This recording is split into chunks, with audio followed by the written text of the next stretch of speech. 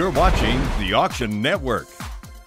The Auction Network and celebrity auction house Julien's Auctions bring you the Bob Hope Estate Auction.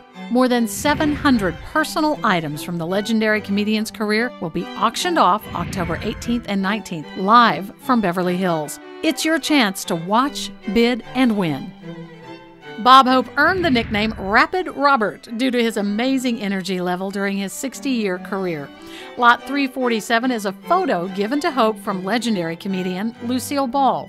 The black and white photograph features Ball with blacked-out teeth and is inscribed "For Rapid Robert" because he loves beauty, Lucy. Register for free at auctionnetwork.com and reserve your front row seat for all the live, real-time bidding action, and it's all in HD.